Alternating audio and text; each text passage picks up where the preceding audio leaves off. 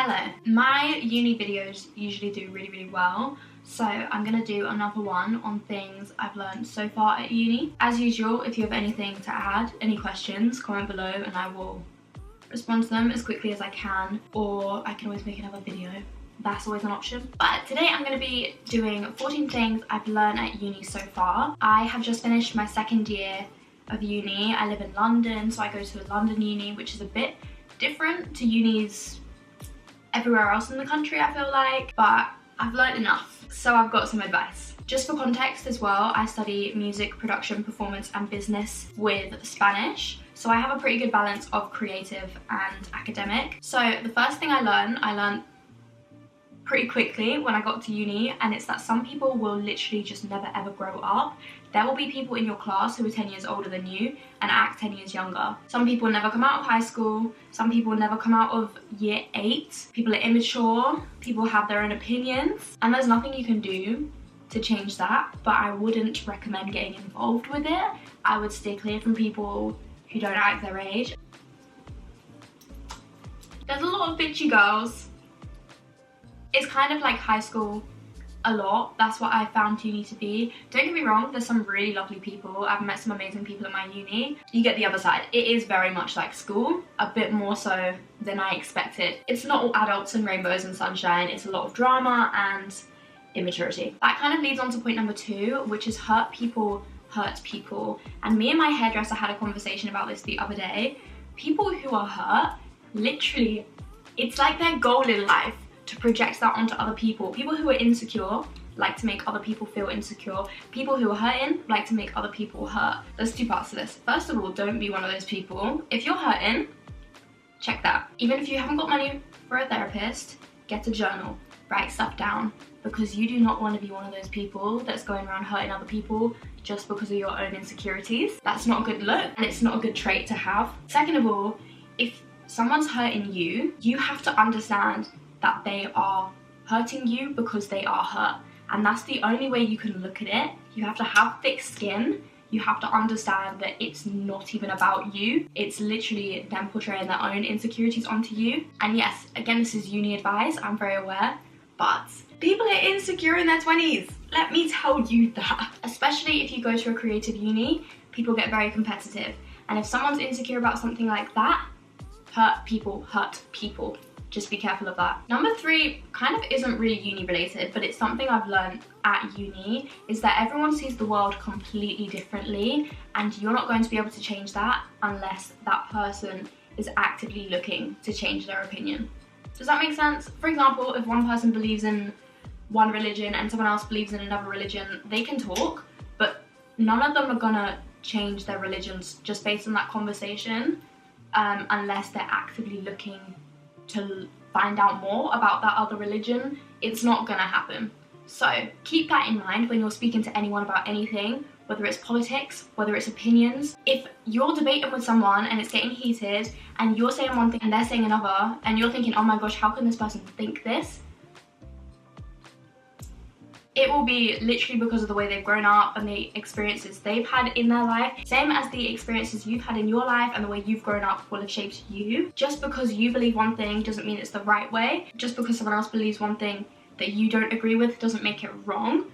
Understand, people are different, but if you're having that conversation with someone and it's getting a bit heated, or you're disagreeing and it's not working out, understand that their opinion's not going to change. And so honestly, sometimes save your breath. It's really not worth it sometimes. I'm doing all the deep uni advice first because there are some things I've learned and I've just wasted so much energy on, and there's really no need for it. That leads me very nicely onto point number 4, which is to be open to learning new things and to see it from someone else's perspective. Like I just said, if someone disagrees with you on something, they're not necessarily wrong, you're not necessarily right, you literally just have different opinions. Don't be that stubborn person that's a pain in the ass to talk to. Be open to hearing the person out, no matter how, to be fair, sometimes people are straight up wrong, and that's their business. But if someone disagrees with you on a topic that you haven't necessarily ever seen from a different angle, maybe listen to what they're saying, think about how they could see it like that. You don't have to change their opinion, you don't have to change your opinion. Just being open to see it from their perspective allows you to embrace differences, it allows you to embrace culture, because culture actually has a lot to do with the things we believe, the way we see things, and it honestly sometimes makes things really interesting, especially if it's something you've never thought about before. There's so many things I've learned just from talking to people at uni that I've never even heard of, and like they'll have like the most strong belief on it, and my brain hasn't even like got a segment of what they're saying in my brain. Be open to learning new things and embrace culture, especially if you're like me and you're from a very white middle class dominated area. Coming to London, there's so many people, there's so many cultures, and it's incredible. It's really cool. It's an opportunity to learn, it's an opportunity to grow. So if you're in a new, very culturally, very culturally diverse area, be open to learning new things. You'll learn a lot. From now on, these are a bit more like uni orientated, but that's just things I've genuinely learned as a person being at uni. This video isn't necessarily going to be just like, oh, I've learned to go to my lectures, I've learned to do my assignments on time. There are character building things that I've learned at uni, and I wish I'd just learned a little bit sooner. So this is my advice to you. Take it or leave it, like I said. Number 5 is that time management is very, very, very important, but also this is easiest to do if you're in another location. And I touched on this a little bit in my last video when I said don't eat in bed, don't work in bed, have different locations for different things. You can say you're going to give yourself 2 hours to do an essay in your room. You might get distracted with your phone. You might get distracted because there's other things going on. You might think, hang on, I need to clean my bathroom, and go clean your bathroom. Or maybe that's just the ADHD. For me, particularly, to actually manage my time and my energy efficiently, if I'm gonna work, I need to go out somewhere else where I can't be distracted. I'll even go to central London and sit in a busy cafe because everyone else around me is working, so I feel the need to work as well. Put yourself in an environment where other people are similar to you, because if you're on your own and you've given yourself 2 hours for an assignment, chances are you're going to spend an hour and a half at least on TikTok. Number 6, I still struggle to do now, but it's to make the most of the free stuff at uni. I'm actually, guys, I went on holiday. Look at this, I'm peeling. I've never peeled before. This is so strange. I've got a list of examples for this one because, like I said, I study music, so there's a lot of different benefits I can get from going to a music university. For example, music lessons that I can get for free, which normally cost an arm and a leg, especially in London. Oh my gosh, they're expensive. There's coaching, like vocal coaching or just genuine uni advice coaching. I have music studios and photography studios at my uni, which obviously cost a lot of money to hire out. On top of that, we've got all the equipment, mics, EQs, compressors, guitars, cameras, so many different things. Again, that's just for my uni. Obviously, every uni will have their own little section of what you do depending on what you take. At all of them, I know there is counselling, there's one-to-ones, there's libraries that you can make the most of for free. I would definitely make the most of the free stuff. Even though you probably think you're not going to use it, you probably will at some point, especially things like the libraries, like having access to that many resources, and even the computers and the printers, like things you don't think about if you need to scan something. But yeah, for music students especially, music studios and equipment, if I hired them out as much as I do now, but I had to pay for it, that would be my whole uni loan on music studios alone. And yet I paid to go to uni, and that stuff's just all included. Make the most of the free stuff. Trust me. I was gonna go grab a coffee and then film this video, and I never even got around to getting that coffee. Number 7, I struggle with all the time. You need to learn that going to class and not paying attention is genuinely no different to not showing up at all. If you go to a lecture and you sit there, laptop open on Pretty Little Thing, you have no idea what's going on. There is no difference between staying at home and doing whatever to going to that lecture and just type da da da da. Just because you went and you tapped in doesn't mean you're mentally checked in. I know some are boring, okay? If you're not at uni yet, some lectures, test your patience, but you want to be as mentally clocked on as possible. When you think about it, you used to go to school 5 days a week, 8 hours a day, and you had no problem there. Uni, 3 or 4 days a week, few hours a day. Just try for that little bit of time. Even if you walk away and it's like learn absolutely nothing, just try and get some notes in, try and ask questions, try and engage and be present, because at the end of the day, you're paying a lot of money for that, no matter how helpful you actually find it. And besides, sometimes there's a lecture that's really boring, but I learned one good thing from it, and it's because I've been clocked on that whole time just to hear that one little bit information. If you're going to go to lectures, mentally go. Number 8 again has 2 parts and can be quite difficult to think about, especially like when you're first going. It gets a bit overwhelming. When you leave uni, you still have a whole future ahead of you. That in itself is 2 points. Number 1, uni isn't everything. Don't look at every tiny little detail that happens, every single bit of embarrassment, every single fail. That is not your life. This is just a period of time. Life goes on after uni, and I'm in that time right now where I have no idea what I'm doing after uni. I have no idea what the rest of my life is going to look like, and that's terrifying because I have 1 year left. I need to understand that everything that happens at uni, it's not for the rest of my life. Like I've been saying, you need to make the most of that period of time. But on the other side, you're going to go to uni, you're going to come out the other end, and you have a whole life ahead of you. In those 3 years, yeah, not only do you want to learn as much as you can to improve your future, but also there are things you can do to improve your future to make it easier. For example, saving money. That's a big one. Pick up a new hobby, anything that's going to help you in the future, whether that's a language, whether that's digital marketing, whether that's going to networking events and just getting those connections. You're going to need something after you finish uni, because a lot of people finish uni and then they end up in the same situation as after A-levels, or people go back to their jobs that they had before uni, and then it feels like, what a waste of my time and money. Like, I'm back at the same job I was at literally before I went and spent 50 grand or whatever. Obviously no one wants to be in that situation, but be one of those people that escapes it. So when you're at uni, make sure you're saving for the future, whether that be money or just with knowledge and building up connections or starting your own business. Do something that's going to make your life easier so that when you do finish, you're not panicking because there's a lot of life left and you feel like that time has been wasted. Number 9, I already do, and I'm still at uni, but it's that you will miss absolutely everything. For example, like I said, I just finished 2nd year. I spent the whole of 2nd year wishing I had my 1st year modules. I spent the whole of 1st year thinking, oh my god, these suck, I can't wait for my 2nd and 3rd year modules. You need to enjoy absolutely everything and stop living in the future, living in the past, because what you're doing at that very moment, you're going to miss. Me right now, I'm gonna miss this room. I'm moving out next month and I've lived in this place for 2 years. Doing those assignments, you're going to miss it because there's gonna be either another one in the future that's much harder and you'd much rather be doing the one you're doing currently, or you're gonna be sat at an office job that you hate, or you're gonna be applying for jobs and you're gonna be thinking, oh my gosh, I wish I was just at uni, I wish I was doing this assignment. Any tiny little thing, you're going to miss it. Which leads me very nicely onto my next point, which is to stop complaining. People love to complain. And there's nothing worse than someone that complains about everything. And as a Brit, we complain about anything. If it's too hot, it's too hot. If it's anything but hot, it's too cold, or too windy, or too rainy. You could be complaining the lecture's boring, but then when it's actually interesting, there's too much going on. When a lecture's only 1 hour long, it's too short. What's the point? When a lecture's 4 or 5 hours, oh my god, I need a break. Why is this so long? I don't want to be here.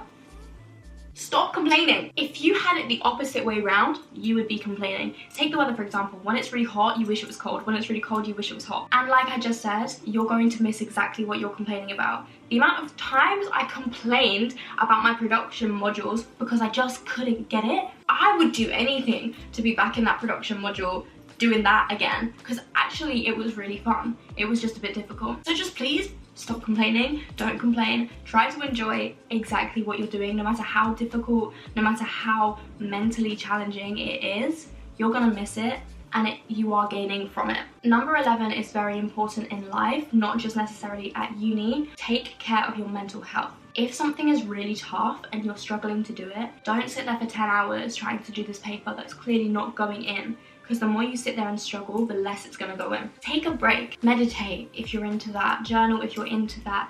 Have times that are literally just you and yourself and focusing on what you need right there and then, whether that be an ice cream, a day in bed. Sometimes you genuinely need those things to come back on top the next day. And when that happens, don't be hard on yourself, because you being hard on yourself is just draining your energy even more. If you're struggling to learn something, ask for help. Take care of your mental health, because especially at uni, you're on your own more than any other time you've been in your life. Take care of your body and your mind and speak to people if you need it. Mental health and physical health are also very linked. So if you are struggling, go on a walk, maybe get a gym membership, pick up hobbies that are going to naturally help you with your mental health anyway. Number 12 genuinely frustrates me because I feel like this is all I did for the last 2 years and I wish I could take it back, because now I'm in a position where I don't even know what works for me anymore. But number 12 is figure out what works for you. Yeah, you. Figure out what works for you,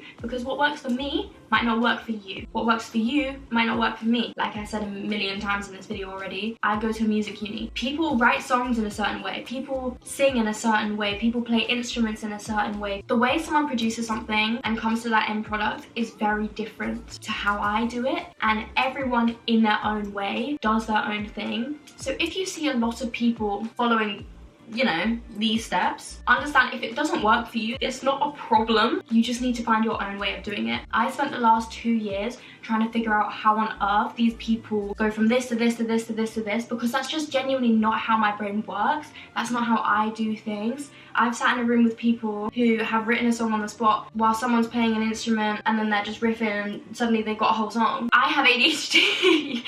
If someone's playing the keyboard and someone else is in the corner drumming, the last thing I'm doing is making another melody in my head. I can't stop thinking about those two notes. I get hyperfixated on things, and that is okay. I need to break it down, start completely from scratch, be on my own, and that is fine. But like I said, I spent the last 2 years trying to do the other thing, so now sometimes when I do it the way I used to do it, because I haven't practiced that in so long, I'm not even as good as I was before uni. That's insane. Take it from me. Figure out what works for you and use that. Stop copying everyone else. It doesn't matter if they see it as wrong. It doesn't matter if it's different. If it's working for you, it's working for you. We've got 2 more. And number 13 is to network, especially if you're in a creative uni. A lot of people need to build teams in creative industries. I'm gonna give you an example. Jess Glynn went to my uni, and I'm pretty sure her manager and like some of the DJs she's worked with also went to my uni, and that is how she is now Jess Glynn. Whether you like her music or not, she built her